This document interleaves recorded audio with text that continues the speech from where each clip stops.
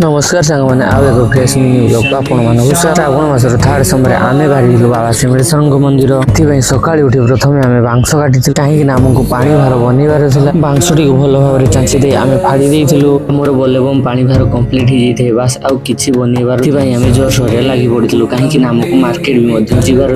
मठिया दुकान रू मठिया नहीं आमर बोलेबम भार पूरा रेडी हो जाए डेरी नक बोलेबम ड्रेस पिंधि आम पूरा बाहरी जाइलु वर्षा आम बाहरी जाइलु मोको जीवार थाए बुढ़ा राउड़ मठ कहीं आम बुढ़ा राउड़ मठ ही पानी उठे थाऊ पानी उठे सारिया पर आम बाबा सिमेश्वर अग्रसर आगे चली थाऊ किछि समय चलिया पर आम पहुंच जाइलु पुलियणा ओभरब्रिज सेठारे बोलेबम भक्त मानक पई किछि लोक नाली चा एवं खिचुड़ी व्यवस्था करिथांती अनुष्ठान रो लोक माने गाधेबा पई भी भल व्यवस्था करिथांती बास सेठारे आम किछि समय रेस्ट करिथिलु बास किछि समय रेस्ट करे आम पुणी बाहरी जाइथिलु बाबा सिमेश्वर अग्रसर रे श्रावण मासरे बाबांक पाखକୁ पानी भार सौभाग्य थिले ही मिलिथा हृदय रे बाबांक नाम एवं कांधरे पानी भार धरी आमे चली थाउ किछि लोक अमृतांजन मध्य दउथांती पुलियणा टोल गेट रास्ता पाखर अवस्था किछि एमिति ही थिला हर हर महादेव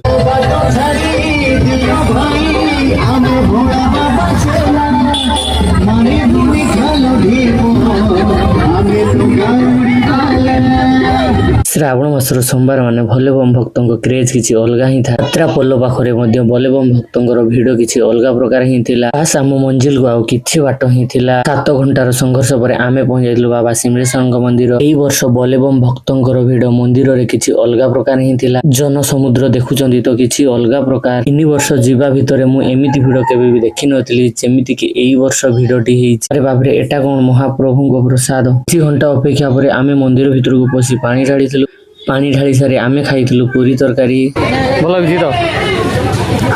पूजा सारी आमे रिटर्न करिथिलु घर कोन बोलेबम को मंदिर को जाइथिले कमेंट रे कहबे कि देखावा नेक्स्ट वीडियो रे रहिली जय जगन्नाथ।